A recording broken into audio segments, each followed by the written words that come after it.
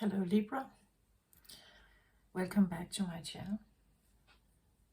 I am Mariana and I will do the vibes inside for you today.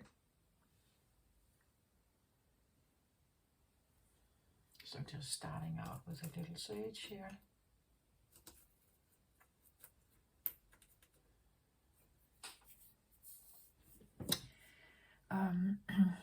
Of course, welcome if you're new to my channel. I am Mariana. I read about the self, the ego voice. I read about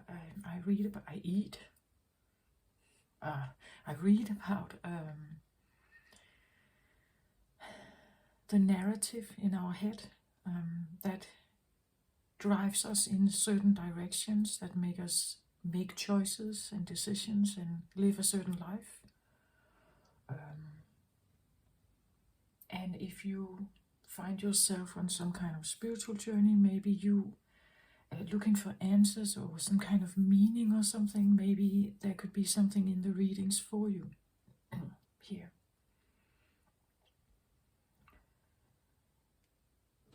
My channel is called The Vibes Inside. Is typically something that relates to an internal thing, sometimes displayed on the outside as well, from other people.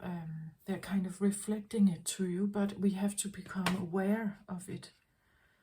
Not just judging others, but actually becoming aware of what this is. So today, Libra, for you, I have the yellow color here. And actually it doesn't make sense. It does a little bit, but it doesn't, because the yellow sense, or the yellow for me is fire energy. It has to do with strong willpower, sun, father, strength, right? Power, personal, physical, and mental power. It's a strong, you could say, will or self image.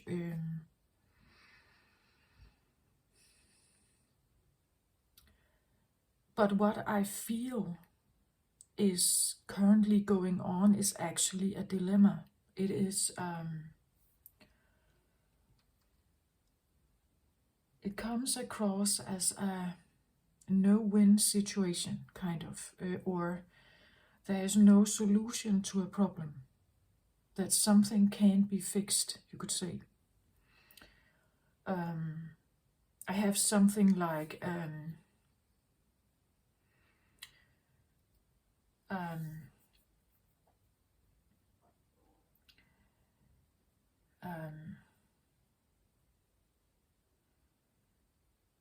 life has become this way because of certain actions, and those actions you can't take back.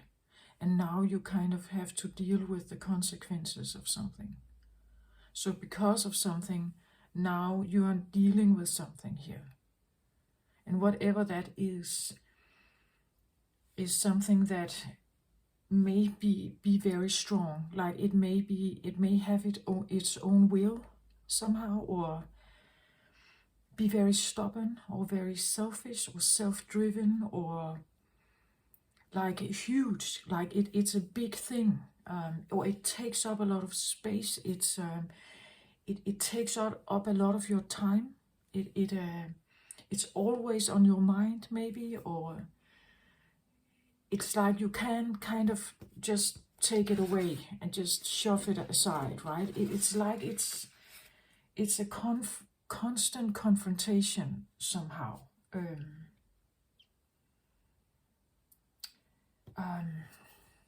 Can I have some kind of example on this?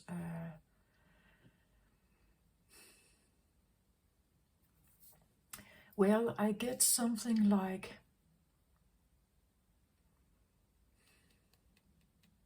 I feel like I want to say disabled child. Let's say you always wanted a child, and you went along a long way to get there. Let's say you even had a fertility doctor involved, insemination or artificial pregnancy somehow, and you finally had the child, and it was such a blessing, and you have looked so much forward to it, right? And because you got this blessing, you were so happy and so overwhelmed with all this. This was so beautiful, until you may discover that the child you put into the world is a beautiful child, but it's disabled. It never gets, or it never will get, to grow into becoming a somewhat normally functioning a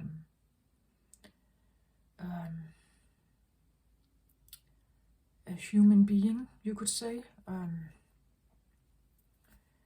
It could be a very beautiful little child, but because it has certain needs that, and I get this feeling like it never grows up.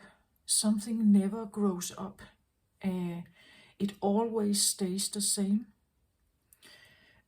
This could be, let's say, you have someone in your life who may have, let's say they were in a car accident and they had a brain injury, and it now allows them not to have a full functioning life. They have become, I want to say, going backwards, almost like a child, right? As I said, a disabled child, someone acting, maybe a part of you actually acting like a disabled child, like it never grows up. It never leaves this particular state of development. And therefore it keeps asking the same demands. It keeps asking for an infant. It's like it asks constant caretaking, right? It asks for you to always have an eye on them, always deliver or give something to them, because they can't do it, right? They are only in a receptive mode. The infant can't crawl or do anything yet, but it's like a part of you, or maybe you see it in someone else also, who never heals, who never grows up, who never develops further, or so it seems, right? It's so slow, and it's and I get this feeling it's something like it can't, the demands of ordinary life and school and of a child, for a child, kindergarten and everything, it would be a feeling that you never, or it never thrived there. It couldn't evolve there. It kind of,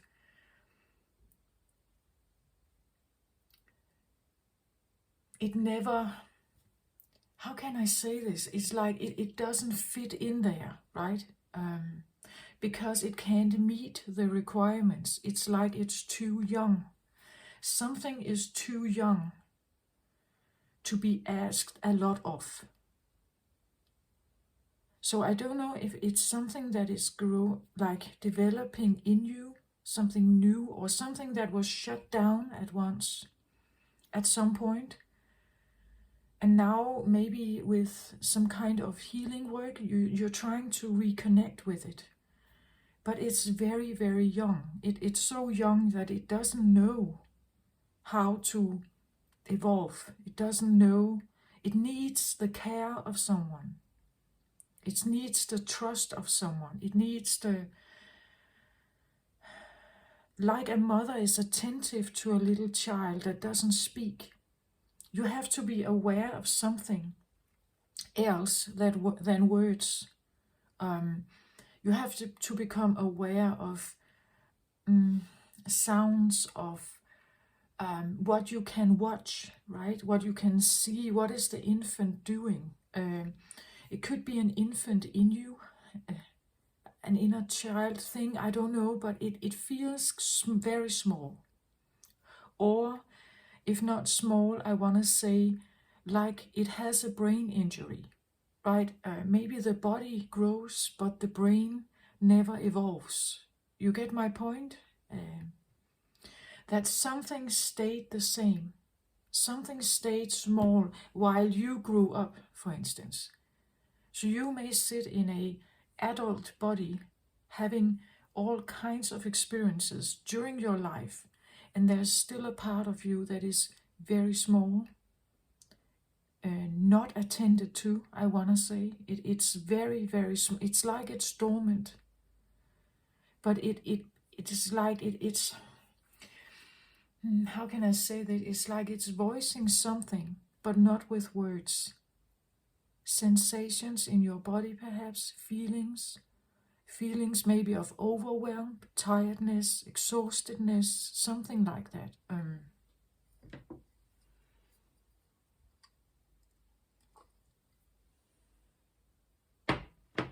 But it also feels like a constant, like it's always requesting something of you. We could say it is a kind of a receiver energy. It wants to receive, right? Receives nurture and care. It requires that. It needs it. It needs to be fed, held, hugged, all that stuff like an infant. But I just get this feeling that it never grows up. That no matter how much nurture you give to this, it stays the same. So there could be a part of you giving a lot to something, as I said, like an infant or someone who has a disability somehow. And in doing that, you give a lot of yourself, time, you give, like you prepare food and you clean and you do all this stuff, but they kind of just stay the same, or their development is extremely slow. And Libra, you are all about the scales, right? The balance between giving and taking, or good and bad, or whatever we may call it. So the yellow here can be about their, you could say, will to stay the same, or it could be your will to walk away. Neither or both of them require strength. To stay in one position and to stay in another position and none of them moving would probably require a lot of strength on both of them. But it could also, there could be an explosion. An infant would normally start crying, right? And they can become very loud, very persistent and insistent on a quick resolvement of their needs. And normally the mother would come running, right? The mother would come and take the child and try to figure out, how can I somehow help you? You are in distress and I want to help you. If you need to be changed, if you need comfort, if you need to sleep, if you need to eat. So there are some very basic needs that I would say, I get it like an infant, right? Very basic needs that maybe you are not giving yourself, or someone is requesting a lot of you, and the giving part is too much. Like you never get to rest, you never get to find peace. You're always stressed, maybe. Something is constantly asking something of you, some kind of attention, but it stays the same. Normally children grow up and they become more self-sufficient, they understand more, they can verbalize, they can talk, they can communicate, they can walk, they can do a lot of stuff, right? So usually parents can they get through this time, right? They get through the first years until the child is able to do so much more. The first year can be difficult, but then the child starts walking, and that there's usually they eat different stuff and they can communicate and they can point and they can wave and they can start saying the first few words and so on. They are learning a lot in the first 2-3 years. It's like an explosion of information and things that they are going through, actually. But when that doesn't happen, when a child is not evolving,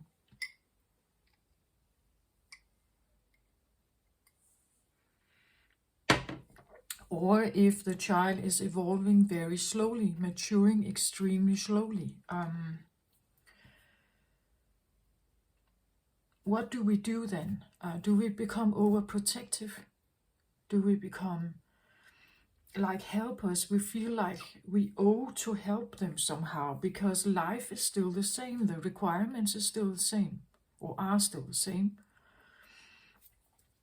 I just have this feeling of like this dilemma of, should I go there and give this to them, or should I delay this a bit, right? Do I need to nurture this right away, or do I maybe need to use my strength and say no to something?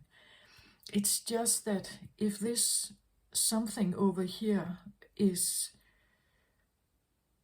not developing very quickly, it is this, if an infant is not receiving a good enough care from a mother, it can become something happens in the brain, right? It becomes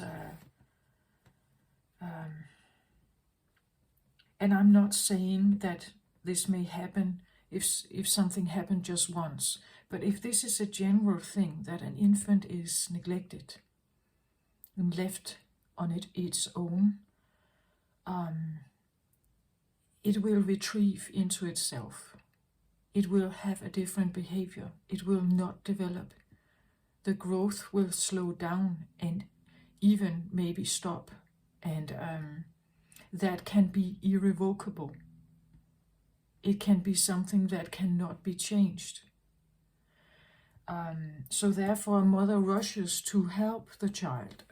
It's somehow inbuilt. We know that and it's screaming, of course, so we know we have to do something. But sometimes this doesn't happen. Sometimes the child is born with some kind of deficiency, some kind of brain change, or a chromosome change, or something like that. But as a mother, you may still try to care for the child, of course, wanting it to become the best it can, as much as it can. Unless you are a mother who can't care for a child, who is not able to, or somehow suffering from your own stuff. And sometimes we do that. We project our own stuff onto the children. Knowingly or unknowingly.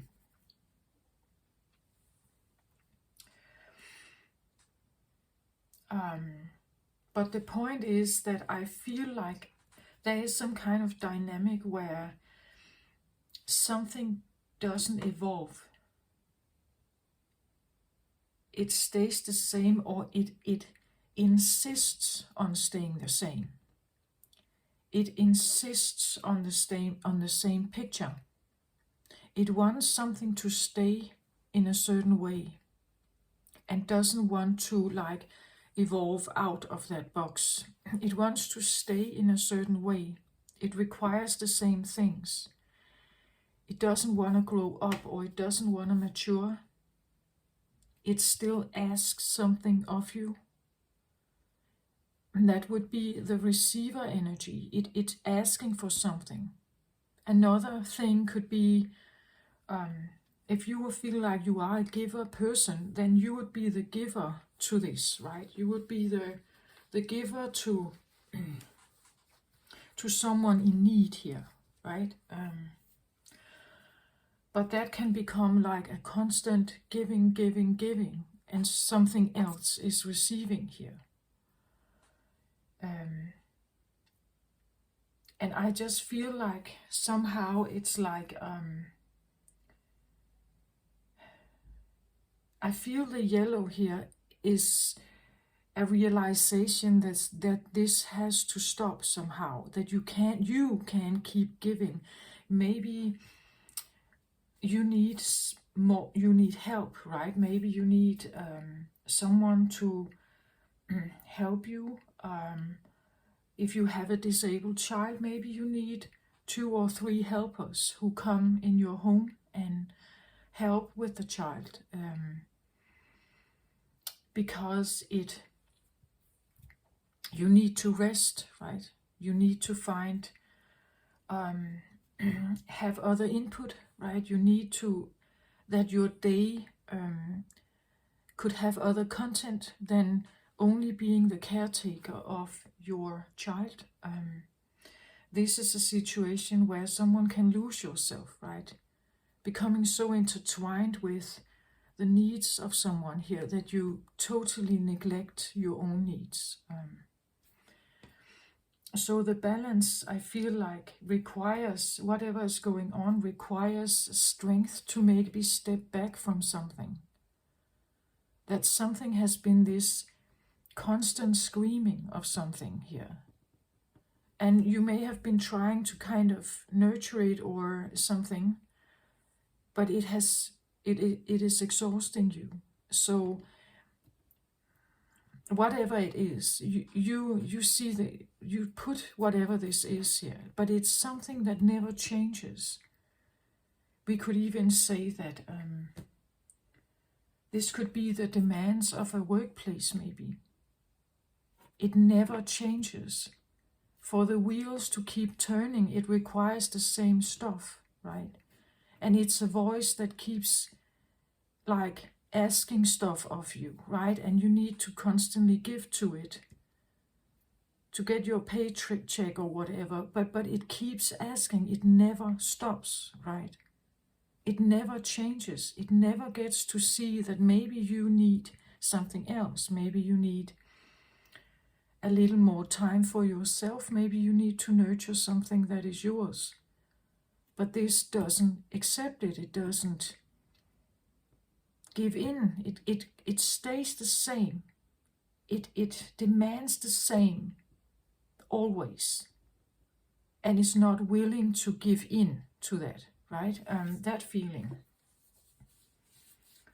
And it's like it never grows up, it never changes, it never evolves, it's like a child. The child is very self-absorbed, you could say. It's absorbed in its own needs for survival. That is everything it's concentrating about. It concentrates solely on its own needs. It doesn't care if you don't sleep. It doesn't care if you are tired or exhausted or whatever. It keeps reminding you, it keeps calling, it keeps asking, it keeps requiring something of you. When it becomes older, usually, we learn to accept that there can be a bit of a delay before we get this need gratification. But for an infant, it is important that it comes as quickly as possible. This self-absorbed kind of infant state develops over time to become something else. But when you are in this very self-absorbed place, there is very little margin for failure. Like if something is not able to deliver instantly, this one becomes very frustrated, angry maybe, or so it's like it keeps requiring instantly, now, right? I hope you get my point of what I've tried to. It's something that it doesn't change. Like it's fixed, like and over here we have someone very mutable, very flexible, who constantly tries to figure out how can I somehow make things better, right? How can I somehow I'm very flexible in my mode of solution, you could say. I'm willing to do almost everything, right? Just to calm you down or make this better. Even if I sacrifice myself, I'm almost ready to do that, because then I can get this calmed down and neat and tidy and everything again. So over here, a very like big flexibility on how to solve things, and over here, the opposite. Over here, someone who is not worrying about themselves. They worry about whatever this is, and they constantly have their mind here. As a mother to a child, right? It's like the mother knows that for a while she has to dissolve her own needs to take care of the child. That's a self-sacrifice of every mother. Unless you are not that kind of mother, of course. Or unless you have help.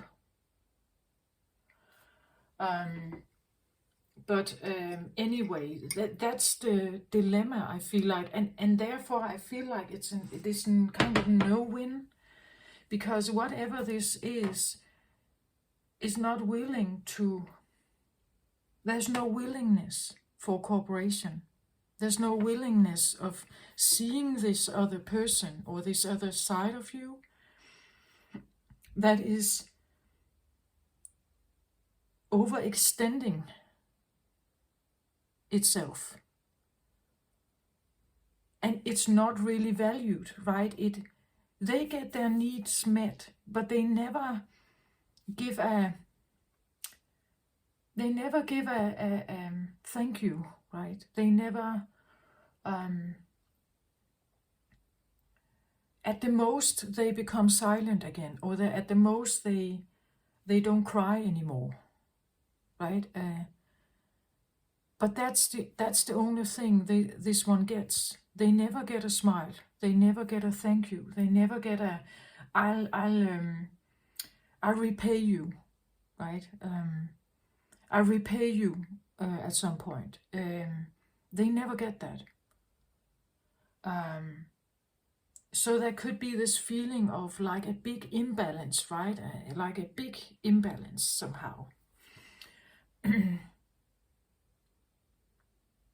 In a dynamic, maybe you feel like different scales in you, right? Like that the scales are really... Something is asking a lot of someone else. It could be an inner conflict that is going on, that is constantly asking something of you. And you are just exhausted to try to comply with that.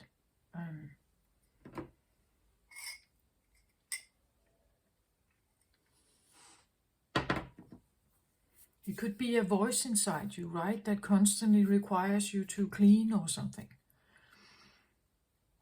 And you try your best to like follow this voice, but it exhausts you to constantly do that. Just say, but and it has this. It's a very immature, very young, very yeah, like a child. It has this.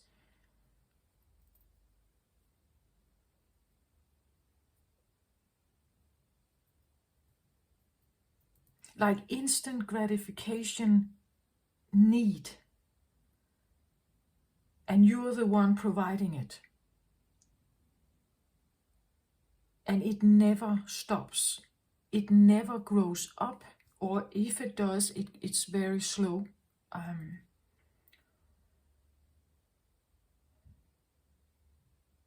And somehow I feel like it takes strength to step away from it for a while, or take breaks. It may even take strength to get in another helper, right? Because this is a trust issue as well. Do we trust anyone with our children, especially if they are disabled?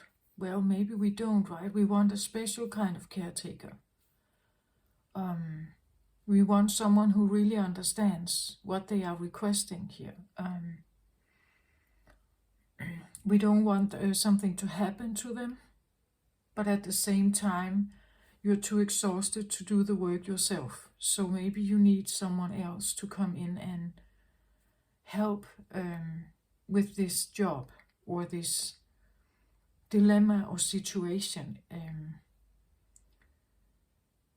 Just take it how it resonates. This can be a sibling, right? It can be a son, a daughter. It can be maybe you work with disabled children, and this is your work situation, right?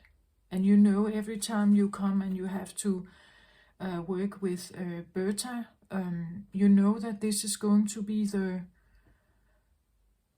work situation. This is what it requires of you, right? So there is this dilemma towards something where it's like, it feels like there's no repayment, like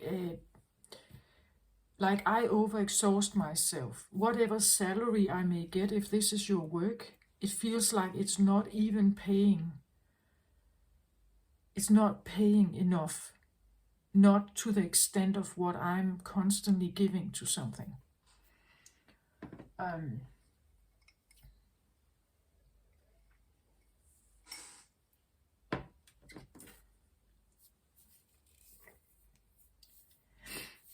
Okay. I think you get my point, but the point is that I think you realize this somehow, this imbalance, and this like the balance is not there, and you are maybe figuring out what to do about it. And the yellow color is like that something needs to build in you and maybe in them as well to somehow I feel, though, particularly for the person over here who wants to do something, help or heal or give something, that the stepping back from something requires something very special, because it feels damaging no matter what you do. If you stay, you damage yourself. If you walk away, you damage, or you may feel that you damage this one. So therefore, there is this feeling of no-win situation. We could even say that this could be a battle of wills. that the will over here is very persistent. And what about the will over here, who keeps giving in to something, right? It gives the will up, you could say, and keeps giving here. But what if this one takes the will back? It feels like it's hurtful to hear someone cry here and walk away from them, right? That would hurt a mother heart, to walk away from them. But at the same time, staying and constantly giving here is equally as damaging to this one. So it has this is not just a dilemma, this is more than that. This is like a heart-trenching decision, maybe, that you are... I feel like you're coming closer and closer to this realization that you can't stay here, that it's going to damage you, right? It's going to break you down, it's going to exhaust you, even kill you maybe. What's rest of you, right? It's like something is way too damaging here. But at the same time, this stays the same. It could be a decision where you are wondering whether you should, if you have taken care of a disabled child in your home, you are considering whether this child, because it has become older now, and heavier, perhaps you can't lift it anymore. So the daily task of diapers or whatever this is becoming too heavy for you. So this could be a decision where you are wondering, or you are considering, that your child is put in a care facility somewhere. And this is I want to say it's a head over heart decision. This requires strength and willpower to do so, because your heart doesn't want it, right? It's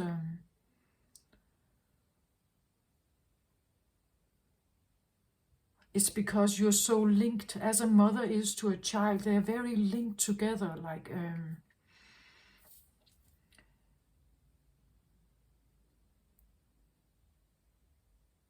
and taking care of such a child or someone in that position, that state of mind, it's like constant worry, right? A constant worry of being enough and making sure the child is okay.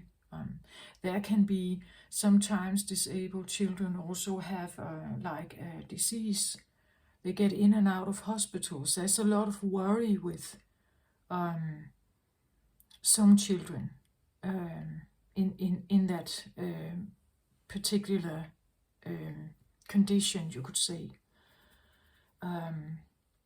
It could be a psychic,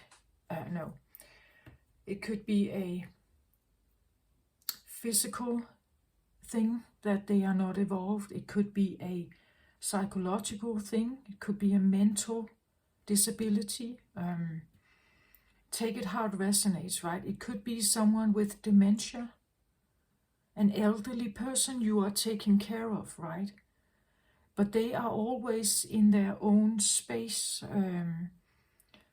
their own mind space.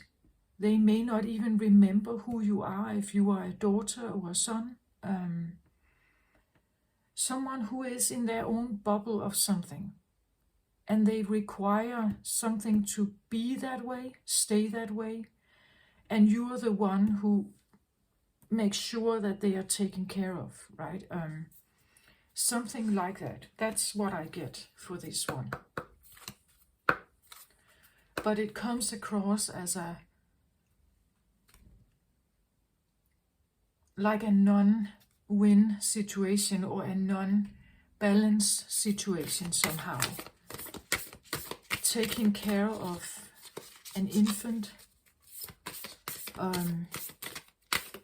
Usually, as I said, it may take a year or a year and a half, and then you have a child that can walk, and it can actually, it looks back at you, it smiles, it can like, you can have good eye contact and somewhat of a conversation with a child, right? It's responding. I get the feeling this is something that doesn't respond. Not much, I want to say. It doesn't respond to whatever you are doing. Usually the mother and a child has this bonding phase where they bond, and the connection becomes deeper and more trustful, and that's why they have conversations back and forth, right? You can tickle the child, you can well, you can have baby talk, right? You can have baby talk with the child, and the child starts responding, right? But in this case, it feels like it doesn't respond. This could be a child with autism. As a very non-responsive but persistent energy that keeps insisting on things has to be the same. And it's not evolving much, right? It's pretty much staying the same. Even maybe the body is growing. It could be an adult, but with a brain like a 2-year-old, right? Something like that.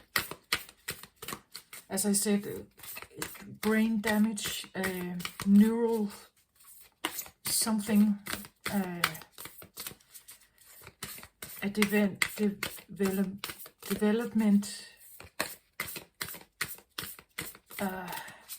blockage somehow, something like that. It stays the same, and it's not very responsive. It doesn't seem to want to connect, only to get its needs met. Only to get its needs met. Or only to get you sucked into what it is that they are dealing with somehow. You somehow have to become a participator in that and solve it. That's what I feel like.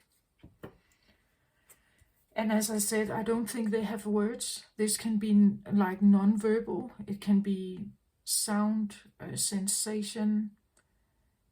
You have to be able to watch them and somehow pick up on what this could be. This could be a very intuitive connection, like you need to use other facilities of yourself, other abilities to read or understand what this is, what's going on and what it is requiring, right? Something like that.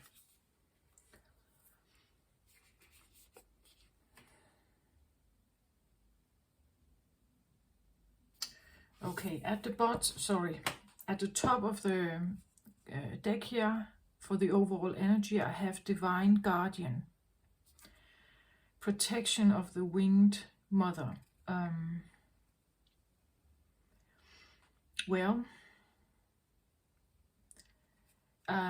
Divine Guardian, that's somehow makes sense. It's like you are maybe a guardian of someone.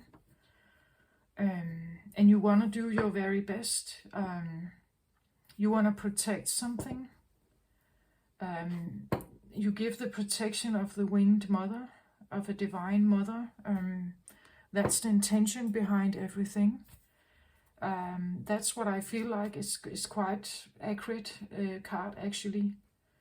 Being a guardian, a caretaker, the closest family maybe. The mother, the father of a certain child or something, and you are this guardian. And because it says divine, that tells me that your intentions are really good, like you really want to help them, you really want to do your best, but it's just exhausting you, right? So how can someone become a guardian that is still taking good care of whatever this is, and still also helping yourself to a more balanced life. How do we find the divine balance here in this? At the bottom of the deck, I get the Eye of Horus.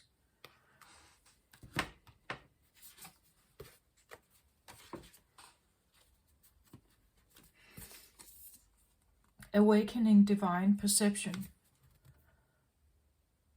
So this talks about that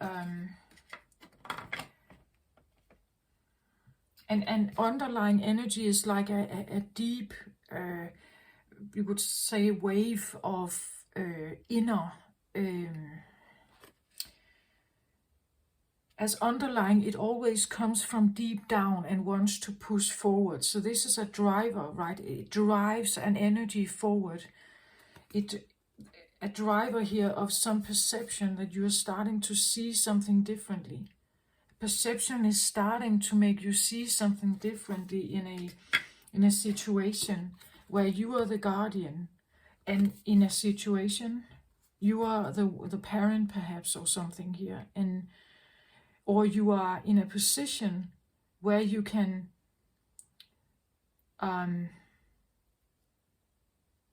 it could even be that, let's say you have like these two elements are siblings, that you are the mother of two siblings here, and one is very persistent and one is a very giving, and you are trying to figure out, how can I be a guardian that both of them need to learn balance, right? That this one needs to learn that you cannot only ask and require to receive all the time. And over here, you are allowed to play with others. You are allowed to do something else. You don't have to constantly watch your baby brother or whatever this is, right? It's something about, I want to say, parenthood, or like,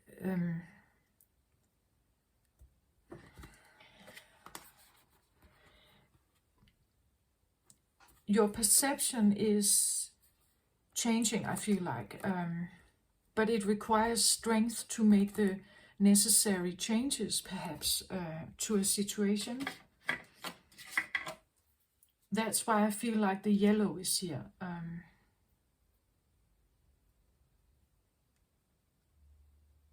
And such interesting, the next card out, look at those here.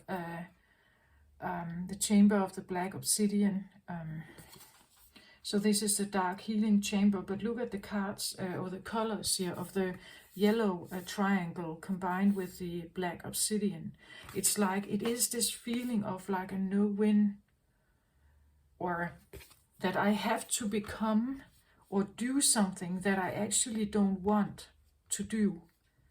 I don't want to go through this, but I have to. That's the feeling, right? That it may go against all your desired wishes for someone over here. It may go against that. I almost feel like I talk to someone who has too big of a heart, right? They have such care and worry and compassion and everything for whatever this is. But this is like this stone brick of persistence that kind of, they don't see what they receive, right? They just expect it, but they don't see what this one is going through to provide something. That all the worries, all the stuff that they go through over here, they don't see it, they don't pay attention, they don't care, they just expect you to provide it, right? Or someone over here to provide it. And it's that kind of dynamic that it's a strong will, right? That is driving this. If this was more compliant or more cooperative, this would be a different dynamic. But because it is so, they are so opposites, like selfless, right, and very self-absorbed kind of energy. And because it is so oppositional, this becomes almost impossible. It becomes impossible to somehow, because someone will end up being unhappy here, over here, right? Someone will end up being exhausted. And over here, even if they get their needs met, an hour later they have a new one. And then they will be angry if the needs are not met instantly.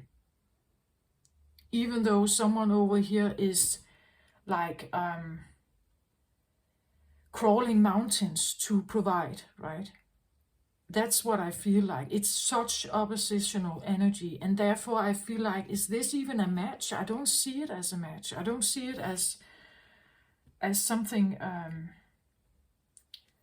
normal. This is not normal, right? Because at some point well, yeah, at some point some will fall down of exhaustion, right? You can't keep going. You can't keep going like that.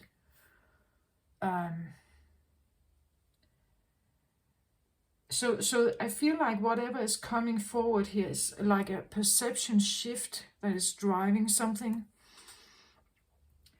But it requires for you to become, over here, maybe just as stubborn as this one. But there's this issue about that this doesn't seem to know how to grow up. It doesn't seem to know how to become less demanding and self-sufficient. It's an energy that just keeps, like a black hole, it just calls you towards it, but it never seems to change its original form, right?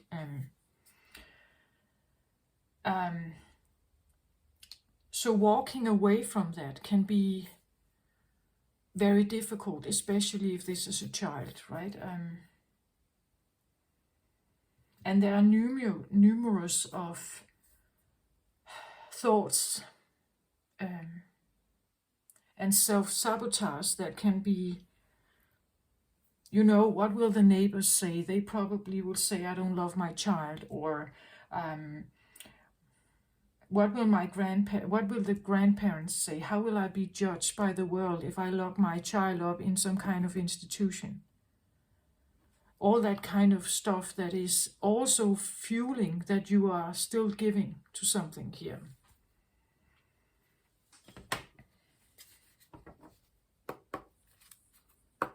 I don't know why I only feel like there's one energy, like if this is a child, there could be a mother and a father, right? But it seems like there's only one. One is only giving, where there could be more, right? But that's not what I feel like. I don't feel like there's more. It could be a single parent, right? Not joint custody, alone somehow in this situation. Maybe this is, let's say this is a husband and this is a wife, and there are children also. So you take care of someone who is very immature, and there is another responsibility as well. Jumper here, 6 of Wands, defeated energy. 6 of Wands reversed. So a defeated energy and no win. Again, as I said, no victory. 6 of Wands upright can be a feeling of victory, success. This is a feeling that this is not a success. This is actually a defeat. This is a no-win situation. Another card out here, 8 of Cups reversed. Yeah, it's like 8 of Cups talks about walking away from something that is too troubling, too hard for you. But reversed, it's like you seem like you can't leave, right? You can't leave a situation, even if it's breaking your heart, and it's such a exhausting energy. And I'm asking myself, why not? Why is it that we can't leave a situation like that? It's because we love someone. That's usually one of them, right? We feel obliged to, we feel a duty. Maybe we even feel guilt.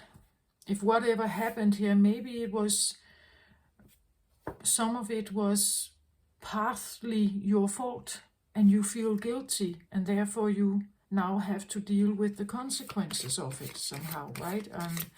Let's say you were the driver of the car, but only the other person got hurt, right? And they survived, but they had a brain injury or some kind of damage, back, spine damage or something like that. But they are still your husband or your wife, and now you kind of feel guilty for the damage, right? And at the same time obliged, and you love them, and yeah, that sort of stuff, right? Another card out here, I have the Seven of Swords sideways. I want to say this is a card of betrayal. Upright, this means betrayal. It means that you're being a traitor, a liar, manipulator. And he is doing this in daytime. So this is someone who actually is cunning, a trickster, liar, manipulator, stealing, a thief. It came out reversed here, and I feel like it's because that's what you don't want to be, right? You don't want to be the traitor or the one who leaves someone behind. It feels wrong to do that somehow. To leave someone behind is...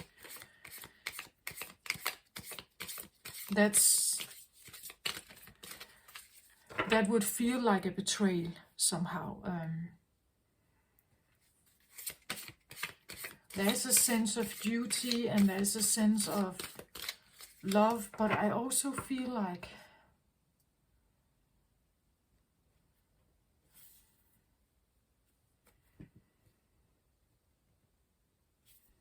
yeah, it is like there's a guilt feeling, like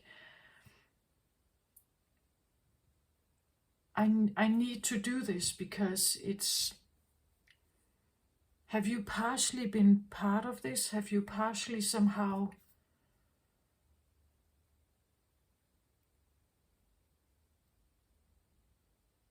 I don't know, but I just get this feeling that one of the reasons why you're still here is because you feel someone guilty about something here.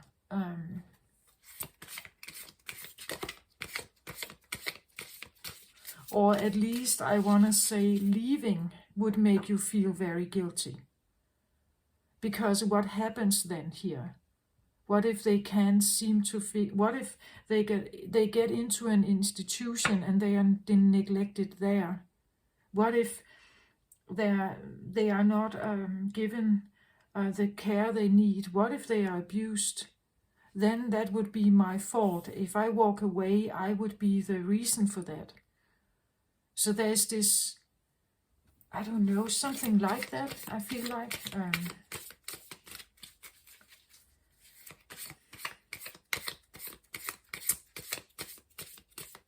Yeah, something like that.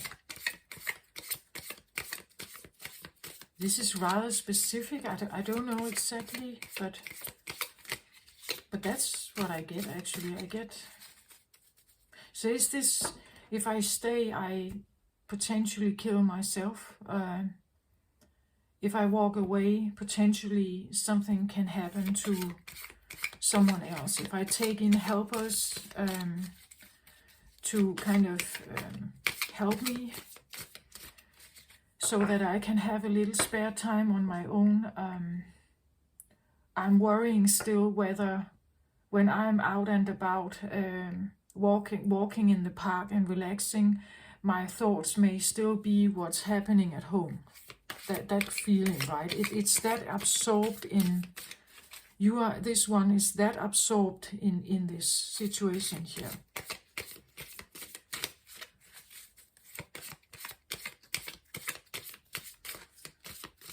I wouldn't say obsessed. It's more like a worry, like a constant worry of something, someone's safety or someone's need being met, understood.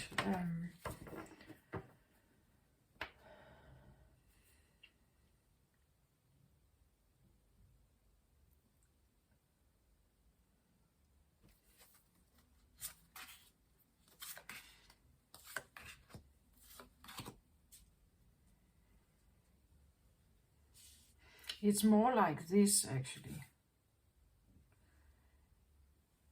Something like that. Like these two kind of link, and they also link, but they are parallel, or there is some kind of mirroring or something. But something here and something here is kind of, yeah, mirrored, or again the scales of something, two, one scale and another scale, but there's, I don't know why I'm not putting it like that. I was shown like a diamond shape, but it's like these go together and these go together somehow.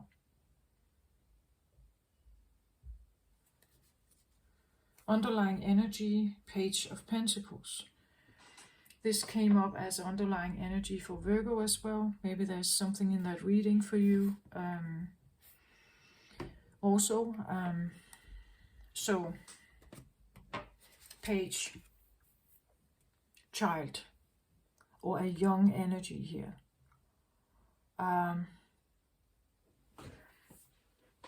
Well, Pentacles are usually about something tangible, something you can feel, touch. It can be money, but it can also be the feeling of safety, being safe in your body, being safe in your home environment. Safety and security is a big issue here. It can be a child that requires a lot of safety and security, as I said, if it's ill, if it has it's needy, you could say a needy child, which an infant is, right? It requires and keeps asking for some needs to be met here, to constantly have a sense of this safety, security, enough food on the table, right? I say something like the bills are paid, you have a house, you have roof over your head, you have paid your bills, you have money to secure payments, mortgage. But with a child, I feel like it's more like this. There's warmth, there's food, there's a new diaper, there's the breast of the mother, right? The hug, the connection, the warmth, the heartbeat, these very primal things. It has to be like a big constant for this one. That's what I feel like. That's exactly actually what I felt. Like a constant need of these primal security needs somehow. Let's have a look at this.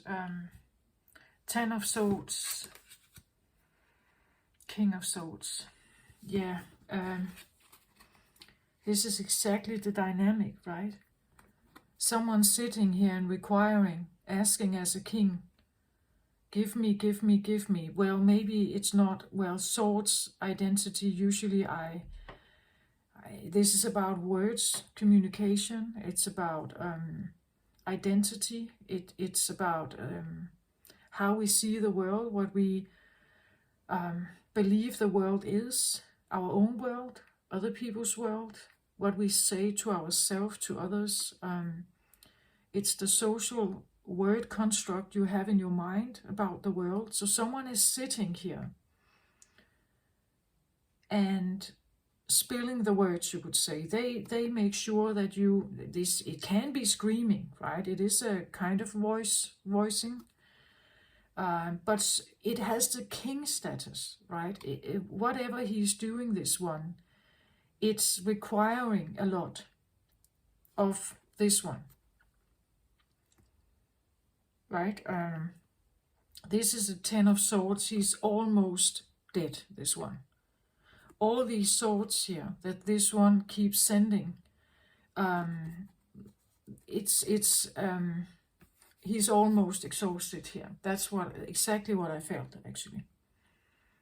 So there is this a dynamic between something that keeps persisting on something and feels like the king. So it's like he's entitled to.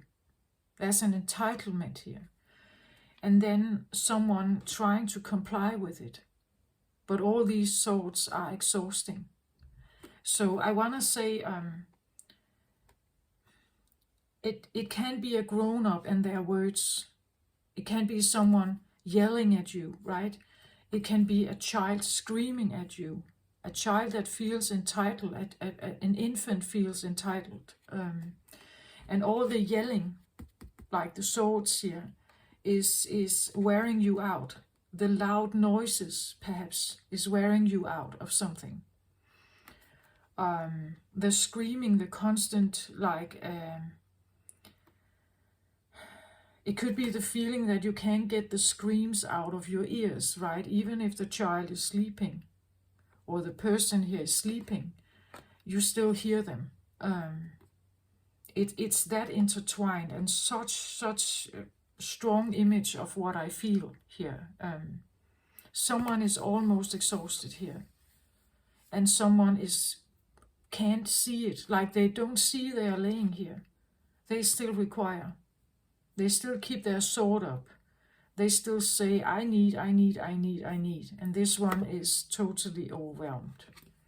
So this is like one part of the scenario. So there are the swords, like the demands, you could say, whether they are verbal or not. It could be screams, it could be sighs, it could be any kind of, I want to say expression of identity, or expression of who am I. This one is someone who demands. This is usually connected with Aquarius, which is a fixed sign, and the King of Swords can be very sword-y. He can be very sharp with his tongue. He can be persistent. He can be very not giving in. He keeps his he sticks to his mind. He keeps he's a fixed sign, as I said. You don't, like someone like this doesn't change their mind overnight. They stick to their perception. They stick to their beliefs. You can't just turn them around. They are not very heart-like. Like they're not very open. Their heart is not very open. They don't wear their emotions on their sleeve at all. You can even, you see how like metal like this is. He can come across as very armored. Like you can't feel anything from him. Yeah, he can come across like that. He can be very clever, this one. Even if it's a child, very clever. But there is a dynamic between something like that and then an exhaustion. We could even say that this is like what potentially could happen if you don't come to their aid. If you don't come to their aid, they can end like this, right? Or someone over here, if they don't come to this one's aid, potentially you are worried that they will end up like this. They can't care for themselves. They don't know how to. They will be overwhelmed by all the swords out there. As long as he is in his castle, at home, it would be all right, but when he's out there, you may fear that he can't cope, right? Take that how it resonates for you. On the other side, I have Page of Cups, and I have Queen of Pentacles. So here we have, again, a child energy with a very open heart, very caring, inner child, you could say, and a mother here, a mother, a Queen of Pentacles, again, ensuring Pentacles, right, in coming with the safety. She is the safeguard, right?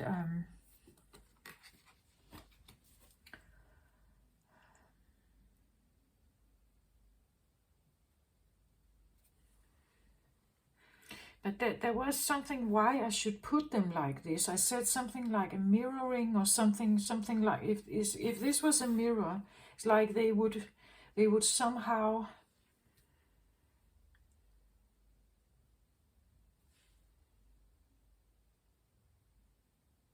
yeah, okay, this makes sense actually. So the child cup here is as opposed to a king. The page as opposed to a king is a servant. So a servant to a king. But not just, it's not a knight, it's not a queen, this is a page. So this is someone way down the hierarchy of this one. So it's like the king here is requiring someone to come towards them, almost like a servant. Comply with my wishes. In the home, he sits on a throne, and someone is a servant here. But as I feel like very humble, like a humble, very caring, the heart here, with the heart, a caring, humble servant to this king. Because they care about them, right? They care about them. But they come in as like definitely a servant, definitely someone who is, this is an interesting dynamic. So someone at home, they may feel like the king. They expect others to be their servant and humble to their entitlement, right? At the same time, when they are out and about, they can easily become very exhausted. So therefore, they need the mother to care for them, right? So over here we have someone who is, look at this, how this is. So over here, as I said, we have someone who at some point, you have to become the obedient servant to someone here.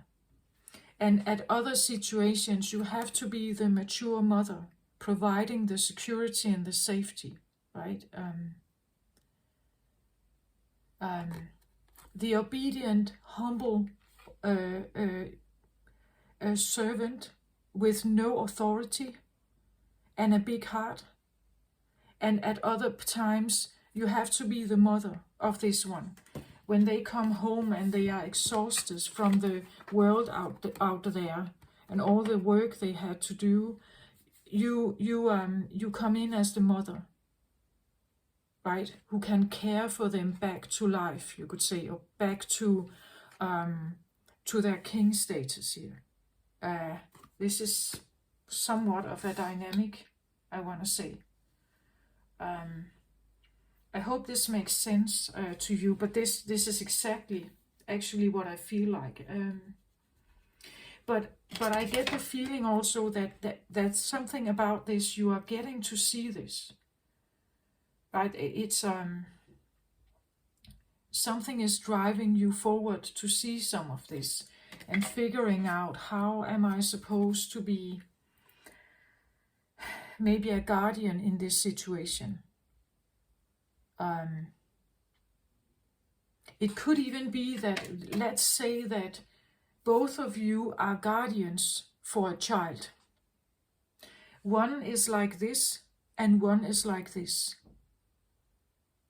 There is a very like toxic dynamic between this, right? It's all about the security for some kind of child here. Or I want to say a young energy, something that is still growing or supposed to be growing. And there is a big need for safety, security, stability, food, all this stuff. Maybe even mental or hospital care, right? It has to be a big coin here. And she's also providing a big coin, right? So this is an interesting dynamic. It could be that someone on the outside, so what other people see, they present like this, but internally they can't cope at all with much. Right? So they look like this on the outside, but they can't cope with the demands of the outside world. And in the home, when they are in the home, they require, they ask for obedience, they ask for loyalty, they as a child to a father, right? They ask that of whoever this is, on this side is. They ask loyalty, they ask for your heart, they ask for your attention. Look at how this one is looking at him, right? And he's standing there as the page.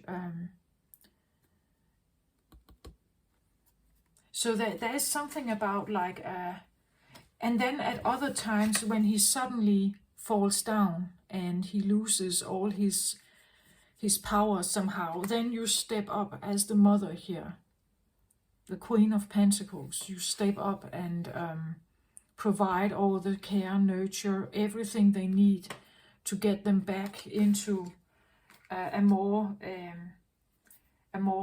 king-like state here. Whew. Yeah, okay.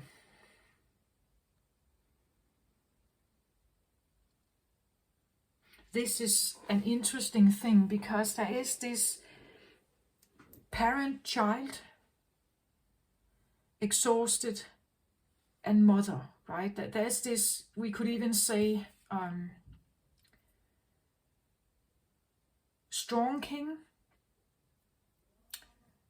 obedient child, defeat, and then the rescuing mother kind of energy here at the table.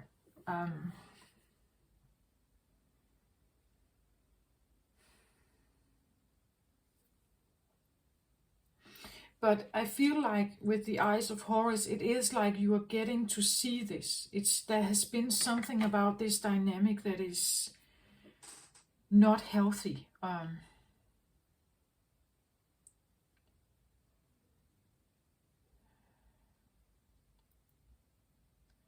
So when they are strong, you have to be weaker.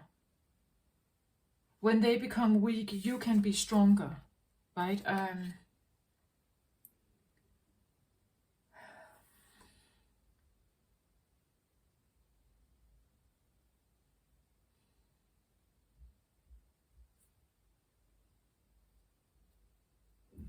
This is can I get a, like from the karmic tarot here, why do we have this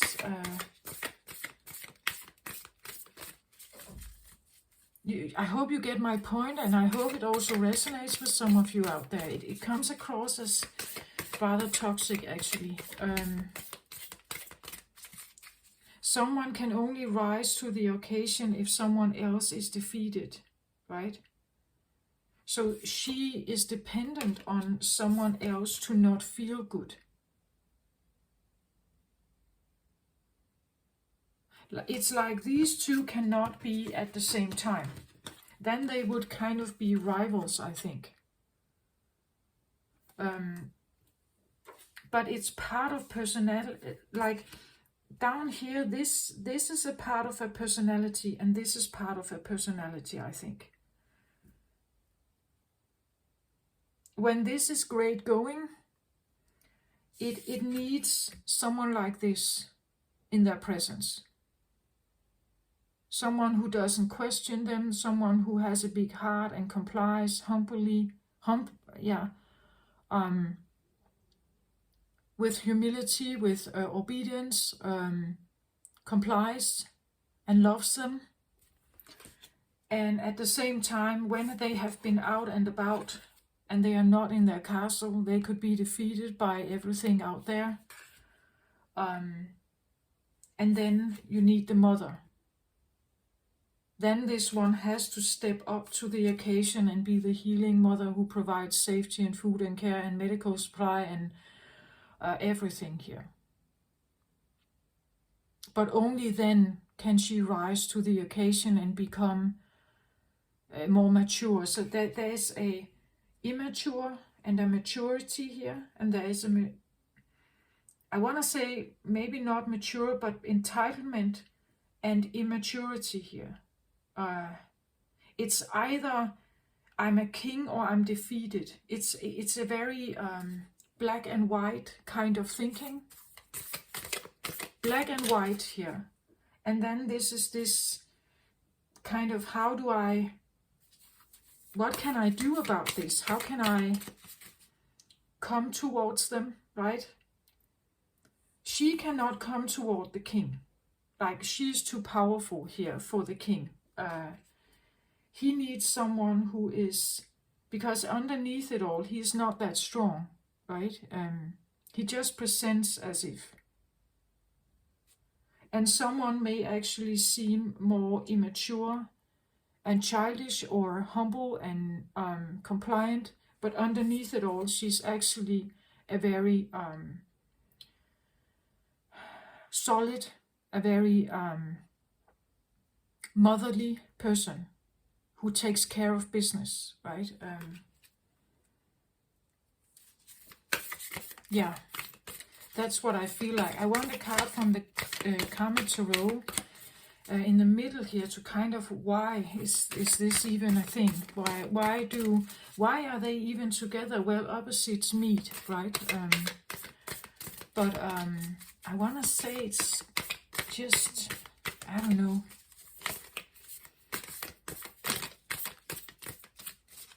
What is the karmic lesson maybe of this? It feels very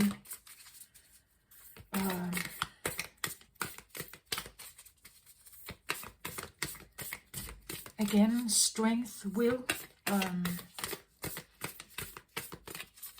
something about conviction maybe, that you don't want to step away from. Maybe a part of you actually likes when this is around, when this one really steps up to the occasion and it's very maybe intelligent here.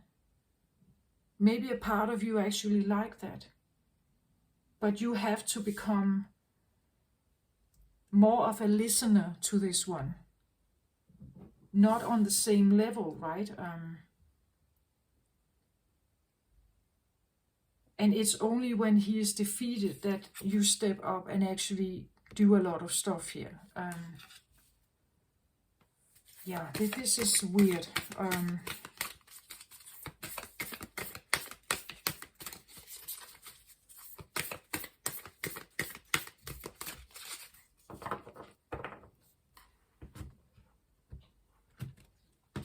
There could be codependency here.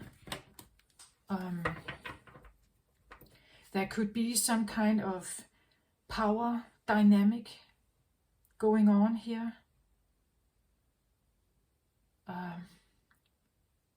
Yeah, this is, yeah.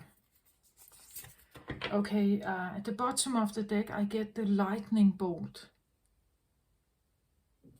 Sorry, at the top of the deck, 8 of Forces.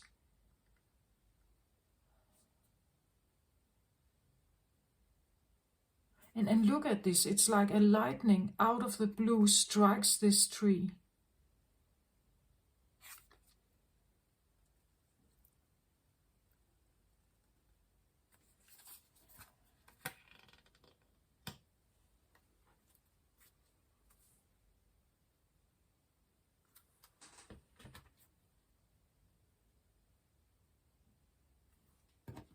when I see this, it's like, as I said in the beginning, something like an accident. That at some point, maybe it was 1 out of 1,000, right? Why should the lightning strike exactly this tree? It could be the feeling that, why was my husband hit by the lightning here? Why was my husband shot in some kind of war he was in? Or why was it exactly my son who or daughter who was... is it an act of God, a punishment of God that exactly he was struck here? Why was it like a stroke of unlock, that feeling of the lightning bolt hit exactly this, and now I kind of have to live with the consequences of that? Why were we even in the rain that day? Right? What if it was the opposite? What if I got hit here? What would have happened then? Would he have done the same for me? And that kind of, yeah. It's like out of the blue, or in a specific turmoil of weather, or a specific part of your life where there was troubling times, something struck, like a heart attack or something. And now I'm stuck with something here.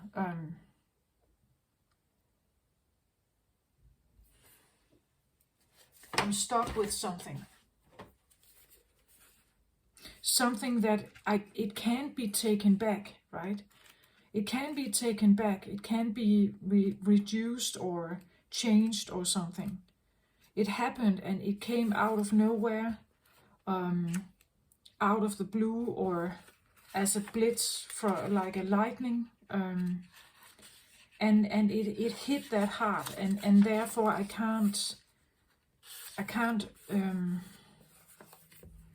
cannot undo it, right? The tree has been like flashed here. The tree has been attacked. So something that once stood firmly and safely and strong and sound and healthy got a hit here. And I can't ignore that, right? It did happen.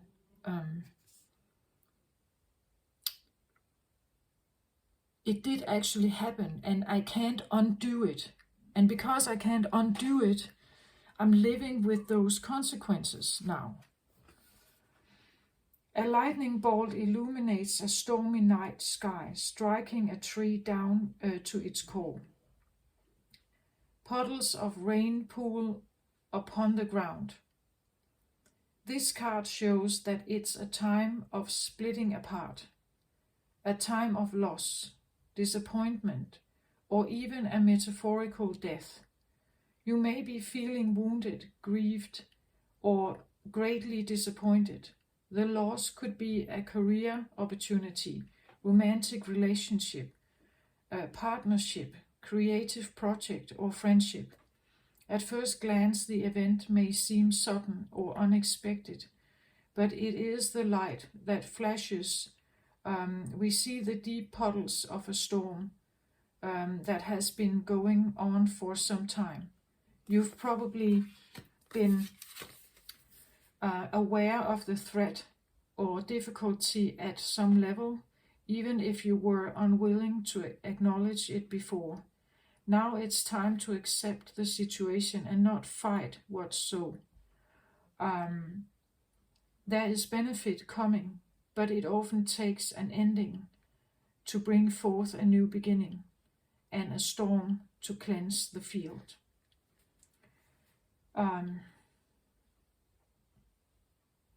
Imagine a lightning bolt striking nearby, leaving some destruction in its wake. Now close your eyes and with a deep breath feel the energy of lightning stir within you. It's almost as if the finger of God is yours to employ.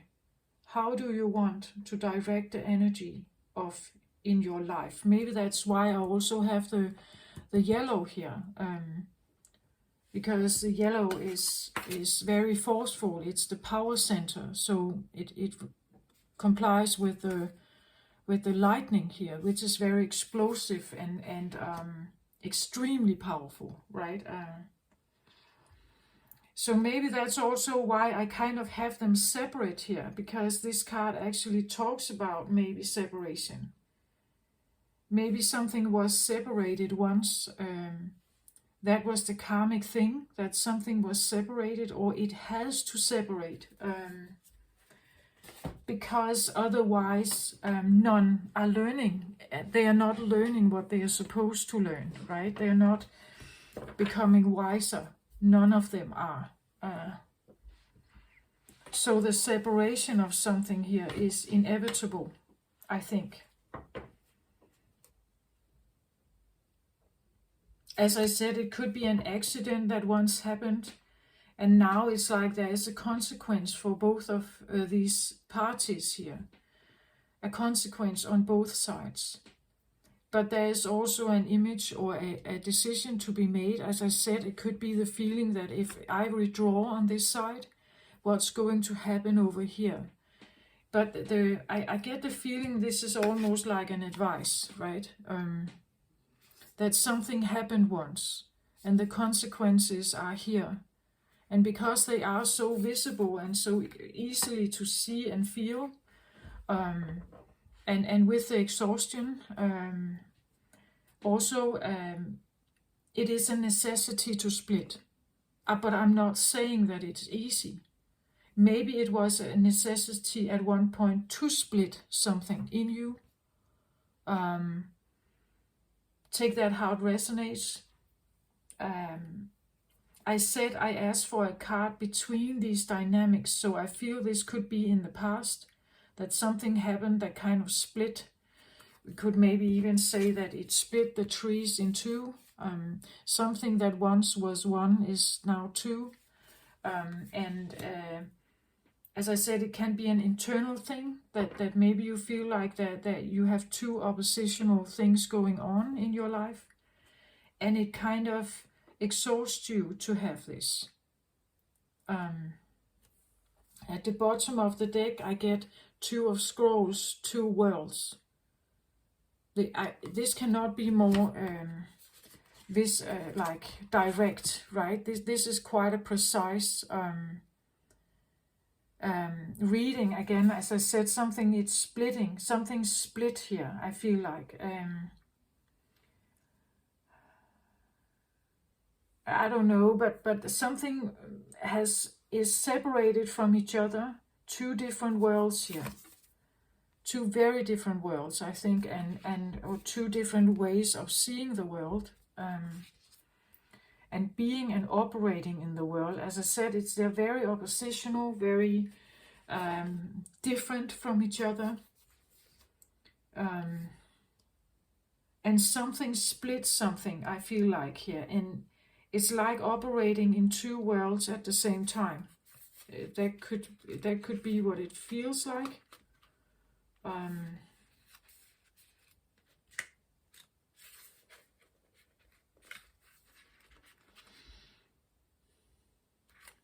I just need to find this one. Just give me a moment. I don't know why it's so difficult.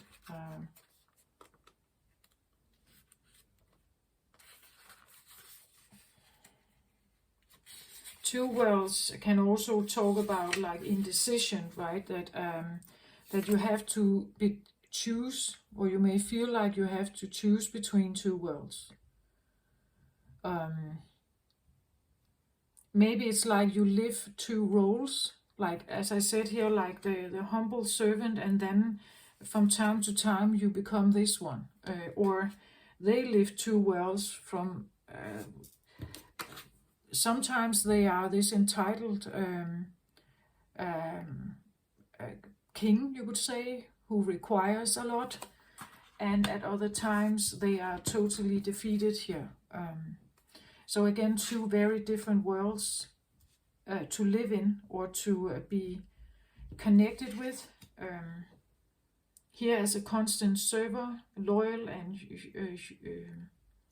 humble, and then from time to time rising up to an occasion and bring something extremely safe and stable here. But it's like living two different roles in your life, having two different sides, or a masculine, a feminine, or the feeling that you have to choose between staying with and accepting this dynamic with someone, meaning that you also have to be two different versions of you, right?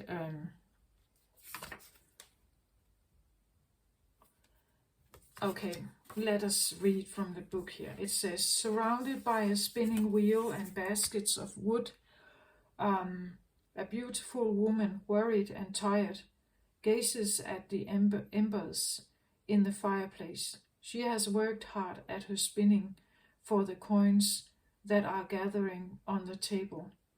The expansive window behind her looks out into a Buddhist monastery high in the mountains. When you receive this card, there is a conflict in your life between what the outer world requires of you and how your own spirit directs you. You actually may have had a number of past lives where you wanted to focus on your spiritual growth and therefore joined a monastery and to do so. Then, missing the wonders that the secular world could offer, such as love, family, and financial success, you chose the secular world exclusively in your next incarnation. Yet this didn't offer the spiritual focus you also sought. Because of it, it's likely that you bounced back and forth from the monasteric to the personal in a number of incarnations and through a number of different faiths. You are now again experiencing a polarity between a fully self-realized spiritual experience and personal success in your day-to-day life. It often feels as if you have to let one go in order to embrace the other. This push-pull will continue until you learn to bring your spiritual self to every situation in your personal life. It's time to replace worry with trust and integrate your eternal,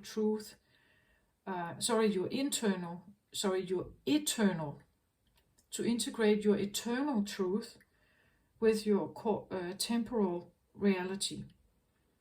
If you have a job or are in a relationship that actively pulls you from your spirit, you must deal with it and possibly leave it.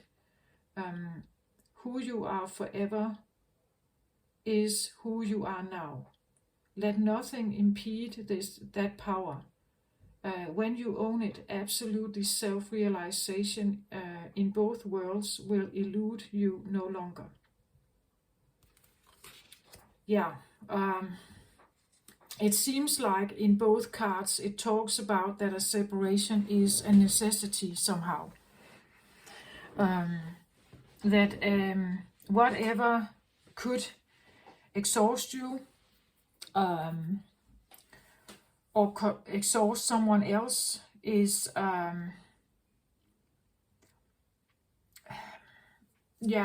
it's like a no-win situation. That's really what I feel like, whatever this is. A splitting is inevitable, it says here, almost. Close your eyes and say to yourself, the divine thrives in my daily world. Then see the God of your understanding stand beside you. See yourself walking through your life in this great company, handling everything that comes your way. Yeah, it seems like there is a need for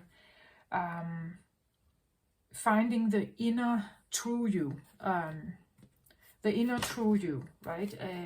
That there is a conflict in whatever it is that you are doing here, or whatever you are confronted with in your life.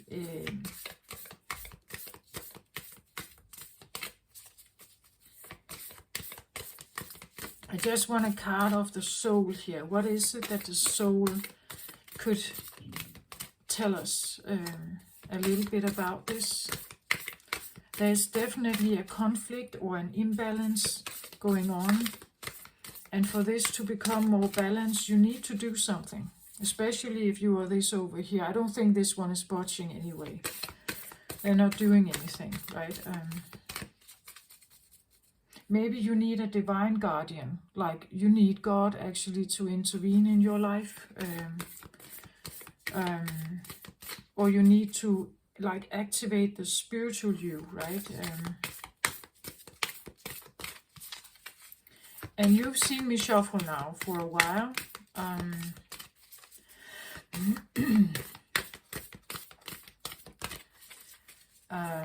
I feel like I need a card on what is actually underneath it all, because there's something, you're changing your perception here.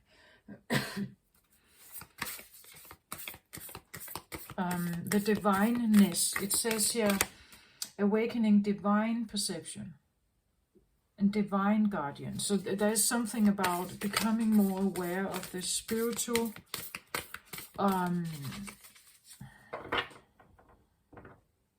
arguments, maybe the spiritual arguments behind what you do, the spiritual arguments why you make the choices you do. If you walk away, there's a spiritual choice, an argument, right?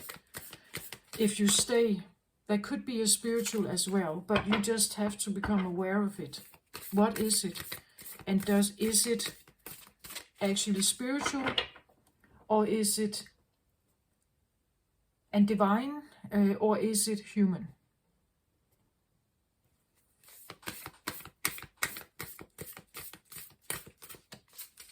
Because in the human realm, the emotions can take over, and we can't, we find ourselves stuck in situations that we can't get out of.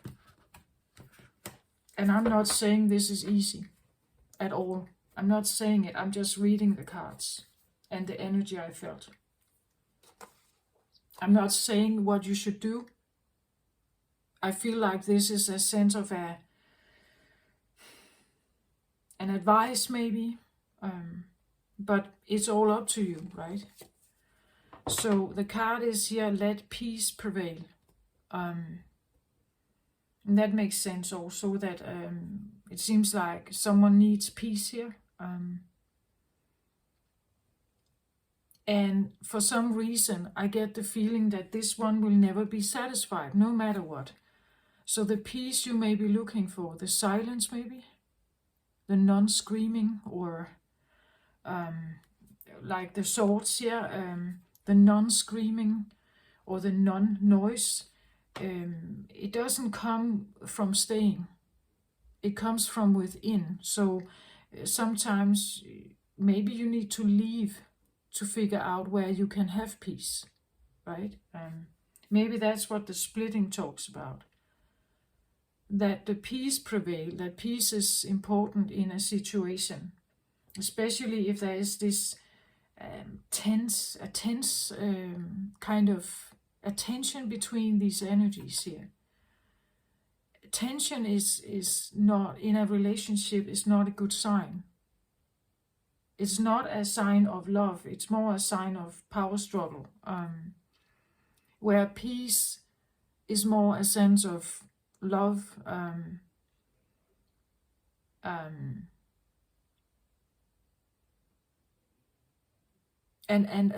a sense of balance.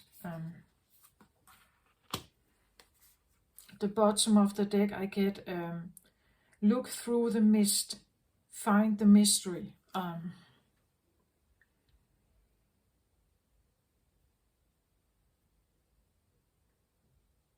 Yeah, I get the feeling of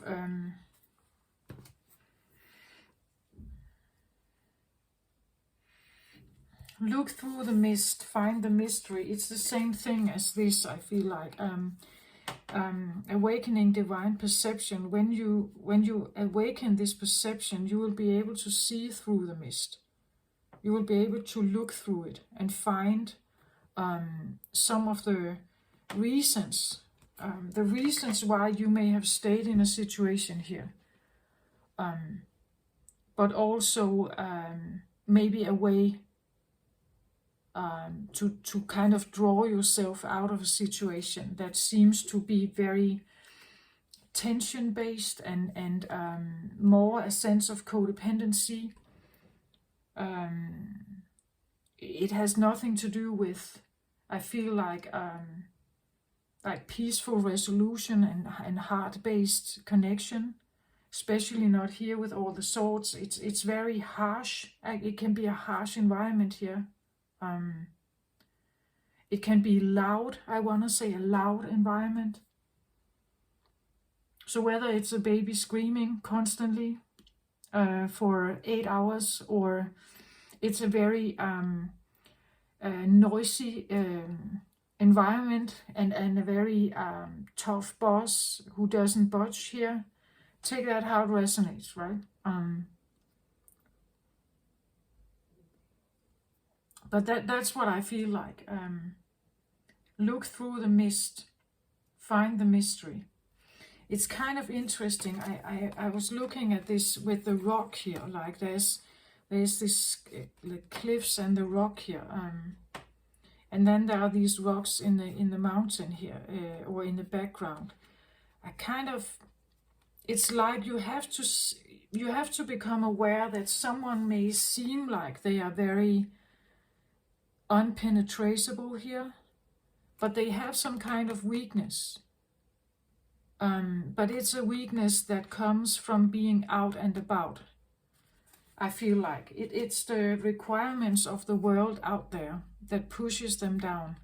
And maybe that's the mystery you have to see, that what the rocks here, out here, what environment does to them.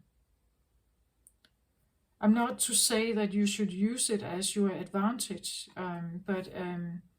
but again, look at how she comes across with a halo here, like being out there.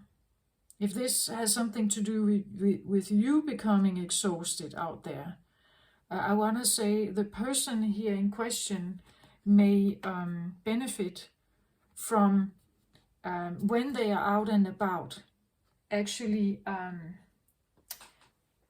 doing exactly what I read from the two worlds. Close your eyes and say to yourself, the divine thrives in my daily world. That would be her here, right? Then see the God of your understanding stand beside you. That could be her. See yourself walking through the life in this great company, handling everything that comes your way. Maybe that could be an advice to this one, right? That if they could be open to that divinity could be a help for someone up here, and peace in your heart could be a help for someone down here who is very stressed and exhausted. This could help them. Divinity could help this one, like a divine guardian. Like maybe you need a divine guardian, someone who is with you, or with this energy here when they are out and about. The embrace of God or something here. And down here we need another energy that allows for some kind of peace, maybe rest, silence, non-requirements or non-noise, right? That kind of feeling. Well, yeah, I hope this somehow helped. Again, it's something about allowing the peace to come in. Awakening that divine perception, allowing for the peace to come in. And the way you can do so is by asking that they are with you, right? that you are in their embrace when you are out and about. I don't know if this helped somehow, but that's what I feel like. This is the Eyes of the Soul Oracle. So it's a deep information. But I just feel like for this, it can be difficult, this one, because this is very fixed. It's like it's something that doesn't want to open up to something new, unless they may feel extremely exhausted. And that's again the thing, as long as you comply and you give and you serve them, they feel like the king. But if you choose your own life, if you choose to become a working, mature person here, responsible and taking care of other kinds of business, this is where they feel defeated, right? So when you are a servant and codependent to them, everything is great. If you become your own person and sufficient on your own, then they will fall from the crown here. And maybe they need to, right? Maybe they need to. Maybe you need to take your power back. That could be what the yellow color is also about, that you need to take your power back and become this queen, so that they actually see that they cannot just push you around anymore. That may feel that that's going to defeat them. But if that happens, that could be the only way they would have a willingness to open for something new, right? That could be the only way that something would have a willingness to understand something else or to see something else. And she is much more powerful than than the Page of Cups.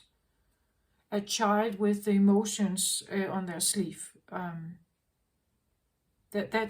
She's much more powerful, and I want to say that suits you. If you take your power back,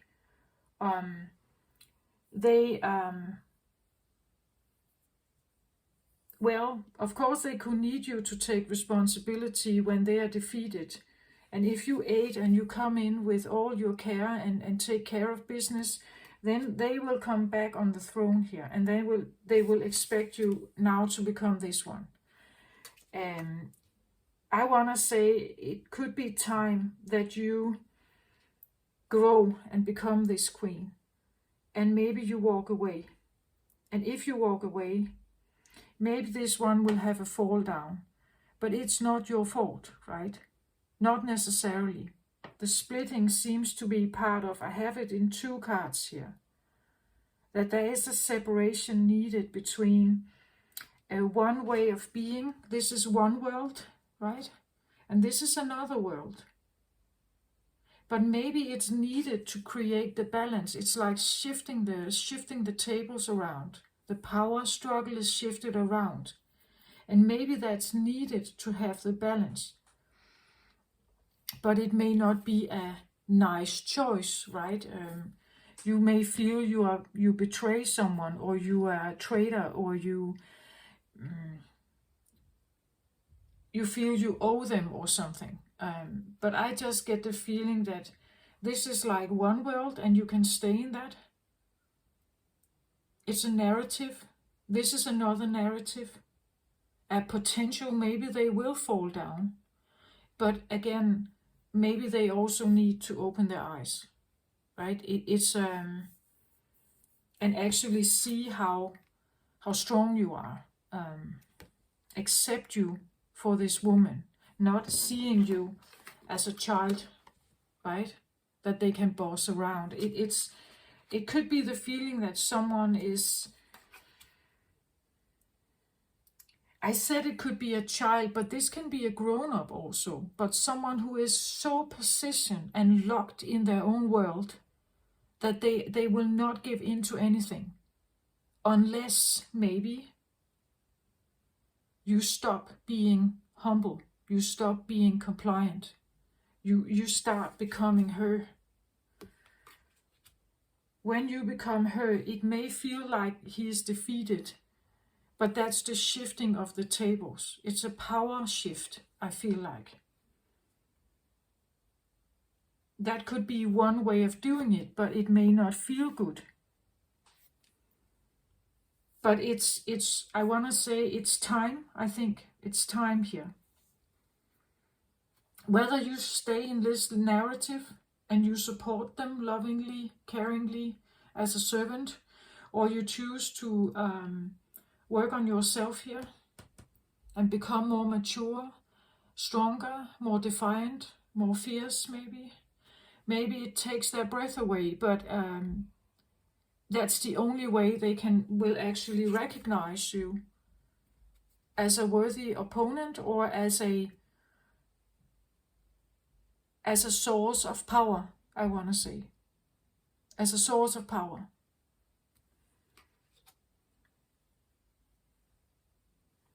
Yeah. So it's like there are two worlds available here. Which one do you choose?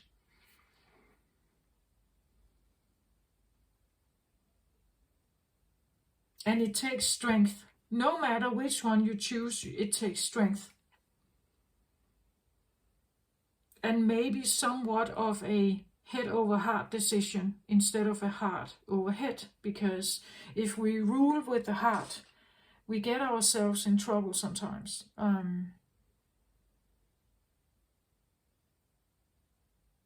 Because we love, and in that love we want to give to others, we neglect ourselves.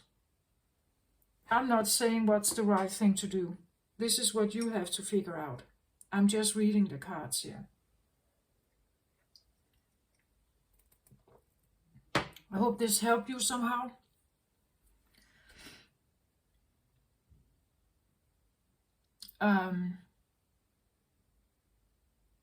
I would go with the divine connection, whatever that is for you. I would allow for something to come in, something to walk with you, like a helping hand. I would allow that. I would ask for it. I would imagine that it walks with you, that God walks with you, or whatever deity you like. And maybe if you, as I read in this, with this card, maybe you have had different lifetimes with different beliefs. Maybe at one point you were very devoted to a monastery and that kind of life, divinity, everything. And in other lifetimes you chose a more life without God in it. And you have been shifting back and forth between these lives in different incarnations. And here now you're given an opportunity. Which one do you want? What do you choose? Because it seems like the situation you are in now forces you to make some kind of decision. Something happened that made this a result in your life. And because of that, you are either bound to it, or you're choosing not to be bound and rise up to the occasion and take your power back. But what are you using it for then? How do you want to use it? Do you want a focus on money, human hamster wheel? Or do you want like a more divine kind of connection?